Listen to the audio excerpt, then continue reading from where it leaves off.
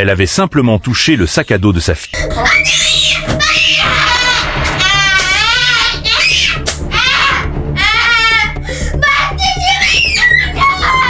Un geste banal. Pourtant, il a déclenché une tempête inattendue. La mère a demandé la raison avec une douceur blessée. La fille n'a montré aucune considération pour sa peine. Elle a crié qu'elle ne supportait pas ce geste. Quand la mère a tenté d'apaiser son enfant bouleversé, la fille a reculé de peur, comme si cette main pouvait lui faire mal. Elle a supplié sa mère de ne plus s'approcher, comme si elle redoutait une menace invisible. Puis elle a demandé d'un ton forcé de calme que sa mère quitte la chambre. Elle a juré qu'elle s'occuperait elle-même de son sac avant d'aller à l'école. La mère a simplement rappelé qu'il était déjà bien trop tard. Quand elle a fermé la porte derrière elle, la fille a éclaté en sanglots en ouvrant lentement la fermeture du sac. Elle en a retiré les objets avec une prudence extrême, comme si chaque endroit touché par sa mère était devenu intouchable, comme si un simple contact pouvait tout contaminer. La mère l'entendait pleurer de l'autre côté du mur avec une impuissance immense, même en déposant son fils à la maternelle. Elle savait que sa fille n'était toujours pas sortie de sa chambre. Profitant de l'absence de sa mère, la fille a secrètement appelé sa grand-mère pour se plaindre. Elle l'a accusée de tout gâcher au lieu d'aider.